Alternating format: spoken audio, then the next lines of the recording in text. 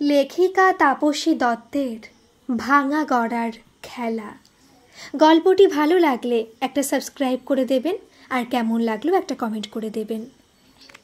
আমি পূরবী, আজ তোমাদের আমার জীবনের গল্প শোনাবো। বড়লোকের একমাত্র মেয়ে, তবে সে অর্থে প্যাম্পার্ড চাইল্ড ছিলাম না। মা বাবা দুজনে উচ্চ পদস্থ সরকারি কর্মচারী। তাদের কর্মব্যস্ত জীবনে আমার জন্য সময় খুব বেশি একটা ছিল না। ঠাকুমা ছিলেন আমার সুখ দুঃখ আদর আবদারের একমাত্র সঙ্গী। ছোটবেলা থেকে আমার জগৎটা ছিল বইপত্র আর ঠাকুমাকে ঘিরে। খুব ইন্ট্রোভার্ট টাইপের মেয়ে আমি। এখনকার মেয়েদের মতো জিন্স টি শার্টের থেকে সালোয়ারেই আমি বেশি স্বচ্ছন্দ। পছন্দ করি সব রকমের বাঙালি খাবার। এক কথায় আমি আপাদমস্তক পুরো দস্তুর বাঙালি।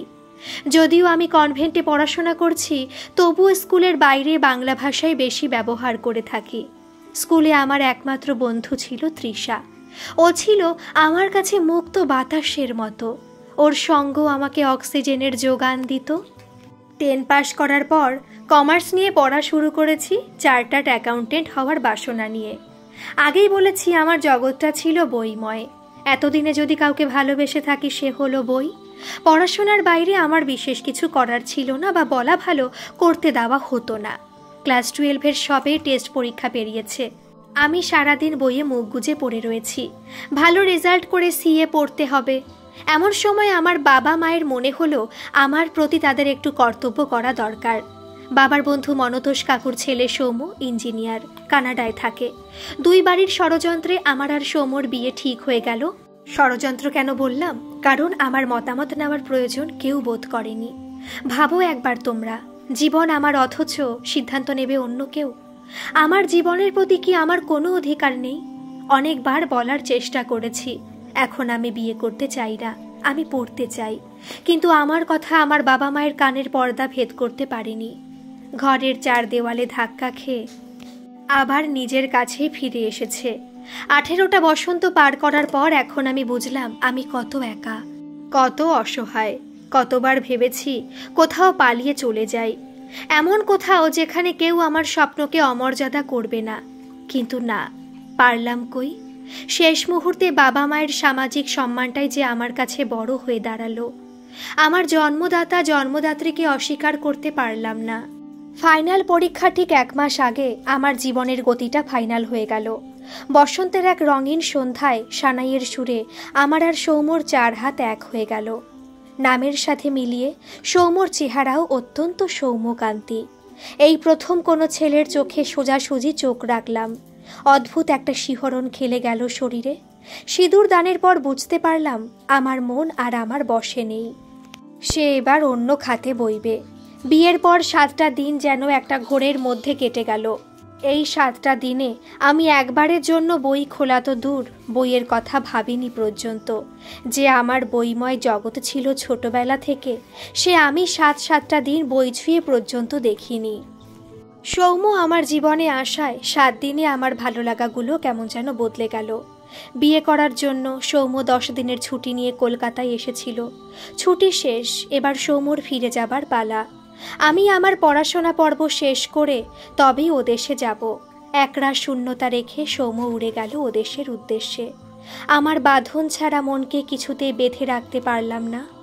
সেও বারবার উড়ে যায় সৌম্যর কাছে। সামনে ফাইনাল পরীক্ষা, অথচ আমার বইয়ে মন নেই। সারাদিন সৌম্যর কথা ভাবতে ভালো লাগে ওর সাথে কাটানো 7টা দিনের প্রতিটা ক্ষণ মনে করতে। ফোনের দিকে তাকিয়ে বসে থাকি, কখন সৌম্যর ফোন আসবে। আমি আমার নিজের কাছেই বড্ড অচেনা। মাঝে মাঝে মা বাবার উপর খুব রাগ হয়। কি দরকার ছিল পরীক্ষার আগে বিয়ে দেওয়ার? ফল যা হওয়ার তাই হলো। আমার রেজাল্ট আশানুরূপ হলো না। আমার বহুদিনের লালিত স্বপ্ন চার্টার্ড অ্যাকাউন্টেন্সি পড়া আর হলো না। বিকম অনার্স নিয়ে ভর্তি হলাম জয়পুরিয়া কলেজে। কলেজে এসে আমার সামনে খুলে গেল নতুন দরজা। রং বেরঙের পোশাকে মোড়া এক ঝাঁক ছেলে মেয়ে। স্কুলের বিধি নিষেধের গণ্ডি পেরিয়ে সবাই যেন মুক্ত বিহঙ্গ। নিজেদের ডানা মেলে দিয়েছে খোলা আকাশে হারিয়ে যাবে বলে। প্রথম একটু জড়তা থাকলেও পরে সবার সাথে মিশে গেছিলাম। আমি বিবাহিতা বলে বোধহয় ওরাও আমাকে একটু এড়িয়ে চলতো। এখানে আমাদের 7 জনের একটা গ্রুপ তৈরি হয়েছে। আমি, নীলাশা, সুদীপ, মৈত্রী, দেবলীনা, জয়দীপ ও অনিরুদ্ধ। এর মধ্যে নীলাশা সুদীপের মধ্যে বেশ একটা মাখো মাখো সম্পর্ক তৈরি হয়েছে। আমি এখন মাঝে মাঝে কলেজ ফাঁকিয়ে দিয়ে বন্ধুদের সাথে এখানে ওখানে যাই। মনে আছে শাহরুখের একটা মারকাটারি সিনেমা কলেজ গেটে দেখতে গেছিলাম। সেই আমার প্রথম ক্লাস বাঙ্ক করা। প্রচণ্ড ভয় করছিল, খালি মনে হচ্ছিল এই বুঝি বাবা মায়ের কাছে ধরা পড়ে গেলাম। সেও এক মজা। আমি সিনেমা খুব একটা পছন্দ করতাম না, এখন সিনেমা দেখতে বেশ লাগে। ছোটবেলা থেকে আমার জগৎটা স্কুল আর বইয়ের মধ্যে সীমাবদ্ধ ছিল। এখন আমার জগৎটা অনেক বেশি রঙিন। এখন আর আমি সৌম্যকে আগের মতো মিস করি না। প্রায় 7 মাস হয়ে গেল সৌম্যকে দেখি না, তবু ওকে দেখার তাগিদও অনুভব করি না। কলেজে কাটানো সময়টুকুই এখন আমার কাছে বড্ড প্রিয়। সানডেগুলোতে বা অন্যান্য ছুটির দিনগুলোতে আমি আমার ফ্রেন্ডসদের খুব মিস করতাম। অনিরুদ্ধকে একটু বেশি মিস করতাম। অনিরুদ্ধর সাথে কথা বলতে ভালো লাগতো ওর সাথে হাঁটতে, ওর সাথে সময় কাটাতে। অনিরুদ্ধর সাথে থাকলে আমি ভুলে যেতাম আমার স্মৃতিতে কারো চিহ্ন বহন করছি। জানি না এই অনুভূতিগুলোর কি ব্যাখ্যা আমি করব। 18 বছর বয়সে এই মানসিক পরিস্থিতির বিশ্লেষণ করা আমার মতো আনস্মার্ট মেয়ের পক্ষে বেশ কঠিন। যে মেয়ের স্বামীর সাথে সংসারের মেয়াদ 7 দিন, তার পক্ষে ভুল পথে পা বাড়ানো কি স্বাভাবিক নয়? বিয়ের এতগুলো মাস বাদে সৌম্য এখন অনেকটাই বিস্মৃত আমার মন থেকে। এখন আর আয়নার সামনে দাঁড়িয়ে সিঁদুর ছোঁয়াবার সময় সৌম্যর সিঁদুরদানের ছবি ভেসে ওঠে না। বারবার অনিরুদ্ধর মুখখানা মনে পড়ে। জানি না আমি ঠিক না ভুল, তবুও মনের লাগাম তো আমার হাতে নেই। 5 বছর হলেও আমি কানাডা থেকে পাকাপাকিভাবে এদেশে চলে এসেছি। বিকম পরীক্ষার পর 3 বছর কানাডায় ছিলাম। বিয়ের সময় যে সৌম্যকে দেখেছিলাম আর যে সৌম্যর সাথে আমি সংসার করছি, আকাশ পাতাল তফাৎ। একাধিক নারীর সঙ্গে আসক্তি, নেশা করা, বদমেজাজি, গায়ে হাত তোলা সব রকম গুণই সৌম্যর মধ্যে বর্তমান। কানাডায় সৌম্যর সাথে সংসার করার প্রথম দিন থেকে আমার স্বপ্ন ভেঙে চুরমার হয়ে গেছিল। তার উপর ওখানকার সভ্যতা সংস্কৃতির সঙ্গে একেবারে বেমানান আমি। তবু আপ্রাণ চেষ্টা করছিলাম সবকিছুর সাথে নিজেকে মানিয়ে নিতে। তবে এক হাতে তো তালি বাজে না। আমি যতই মানিয়ে গুছিয়ে চলার চেষ্টা করি, সৌম্য ততই আগ্রাসী হয়ে ওঠে। চোখের জলে কত যে বিনিদ্র রজনী কেটেছে তার সাক্ষী শুধু আমার মাথার বালিশটা। 3 বছরে 2 বার কনসিভ করেছিলাম। সৌম্যর অত্যাচারে 2 বারই মিসক্যারেজ হয়ে গেছিল। শেষবার মিসক্যারেজ হওয়ার পর আমার ধৈর্যের বাঁধ ভাঙল, অত্যাচার সহ্যের সীমা ছাড়ালো। আজ না হলে কাল ডিসিশনটা আমাকে নিতেই হতো। সৌম্যকে ছেড়ে ওর সাথে জড়িয়ে থাকা সব স্মৃতি মুছে দিয়ে বরাবরের মতো আমি এদেশে চলে এলাম।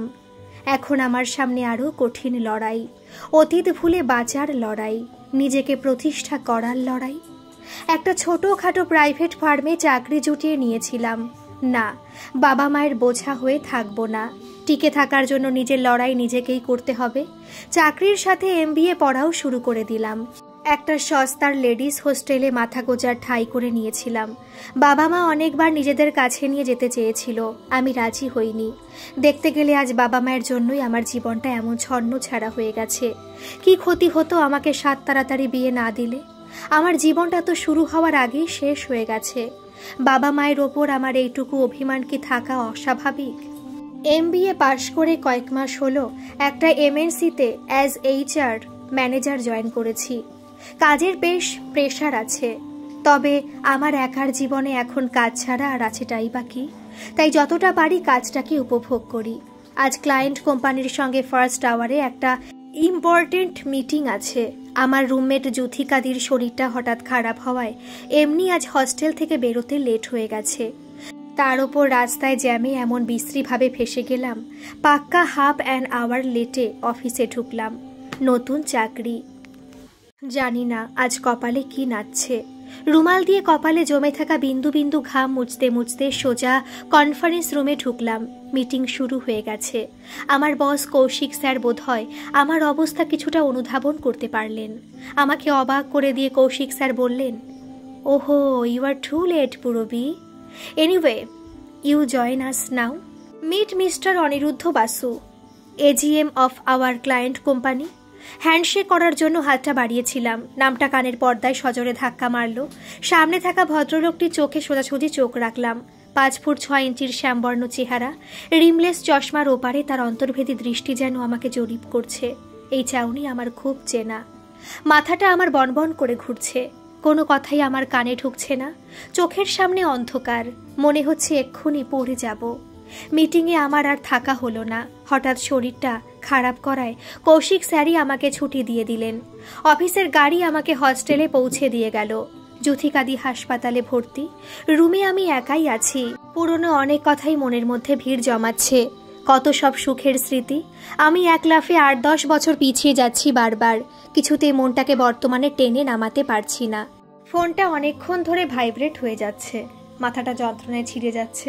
ফোনটা রিসিভ করতে ইচ্ছে করছে না, তবু যদি কাজের ফোন হয়। এমনি আজ অফিসে আমার দ্বারা কোনো কাজই হয়নি। একটা আননোন নাম্বার। গলায় বিরক্তি মিশিয়ে হ্যালো বললাম।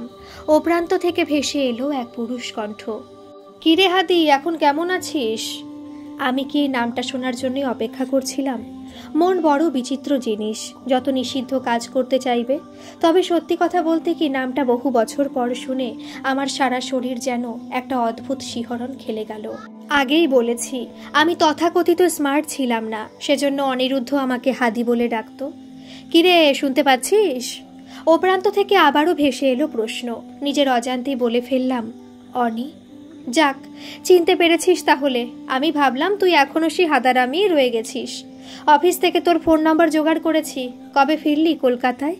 এখন কি তাহলে তোরা কলকাতাতেই থাকবি? একসঙ্গে অনেকগুলো প্রশ্ন করে যায় অনি। অনির প্রশ্নের কোনো উত্তর দিতে ইচ্ছে করছে না আমার। যে অধ্যায় শেষ হয়ে গেছে তা আমার আর খুলতে ইচ্ছা করছে না।